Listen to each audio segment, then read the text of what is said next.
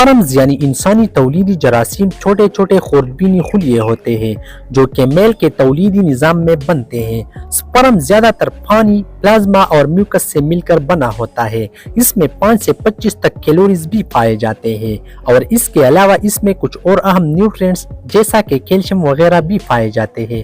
रोजाना की बुनियाद पर ये स्पर्म सेल्स मेल के तौलीदी निज़ाम में मिलियंस की तादाद में बनते रहते हैं, लेकिन इनमें से सिर्फ एक स्पर्म सेल एक को फर्टिलाइज करके एक नई जिंदगी जन्म देता है। क्या हम स्पर्म को देख सकते हैं? जी हाँ, देख सकते हैं, लेकिन खुर्दबीन की आंख से।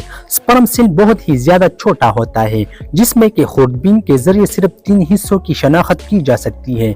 एक स्पर्म सेल के सर में जेनेटिक मटेरियल्स पाए जाते हैं जो कि क्रोमोसोम्स बनाते हैं। एक मेल का स्पर्म सेल और एक फीमेल की एक सेल दोनों 23 क्रोमोसोम्स पर मुश्तमिल होते हैं और जब ये दोनों आपस में मिल जाते हैं तो एक जाइगोट बना देते हैं जिसमें के क्रोमोसोम्स की तादाद डबल यानी 46 हो जाते हैं। स्पर्म के सर पर एक कैप मौजूद होता है जिसे कि एक्रोसोम कहा जाता है और इसी कैप में खास किस्म के एंजाइम्स पाए जाते हैं जो कि स्पर्म को एग में एंटर होने के लिए मदद देते हैं। यहाँ पर मेल के स्पर्म के सर की साखत भी काफी अहम होती है जो कि एग में पेनेट्रेट हो जाती है। स्पर्म सेल के दरमियान में स्पर्म को एनर्जी देने के लिए माइटोकॉन्ड्रिया मौजूद होता है और यहाँ से स्पर्म को हरकत के काबिल बनाने के लिए एनर्जी मिलती रहती है। स्पर्म की टेल यानी पूंछ काफी ज्यादा कॉम्प्लिकेटेड स्ट्रक्चर होती है जो कि इसे फंक्शनल बनाने के लिए 1000 से ज्यादा प्रोटीन्स पर मुश्तमिल होती है। आज से 300 साल पहले साइंटिस्ट का यही मानना था कि स्पर्म की पूंछ एक सांप की तरह हरकत करती है, लेकिन 3 डायमेंशनल खुर्दबीन के आने से ये बात साबित हो गई है कि मेल के स्पर्म की पूंछ सांप की तरह नहीं बल्कि एक ड्रिल की तरह गोल गोल घूमती है और इसी हरकत की वजह से स्पर्म सेल बआसानी सर्विकल म्यूकस को ड्रिल करके आगे बढ़ता रहता है।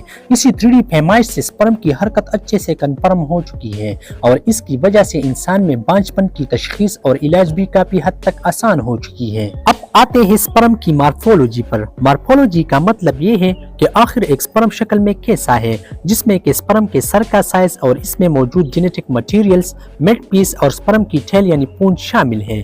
सर के बेस पर स्पर्म के मुख्तलिफ अकसाम होते हैं जैसा कि 2 सिर वाला स्पर्म, बगैर सिर वाला स्पर्म या बगैर पूंछ वाली स्पर्म। इसके अलावा मुड़ी हुई पूंछ वाला स्पर्म, क्वाइल्ड पूंछ वाला स्पर्म, स्टम्पी पूंछ वाला स्पर्म या गलत जगह पर पूंछ का मौजूद होना कुछ ऐसे अकसाम हैं जो कि स्पर्म को पूंछ की बेस पर तकसीम करता है। टेराटोजोस्पर्मिया एक ऐसी कंडीशन है जिसमें के मेल के सीमन में एबनॉर्मल स्पर्म सेल्स की तादाद ज्यादा हो जाती है और ये बीमारी तब डायग्नोस और तस्वुर की जाती है जब सीमन में एबनॉर्मल स्पर्म सेल्स की तादाद 96% से ज्यादा हो जाती है।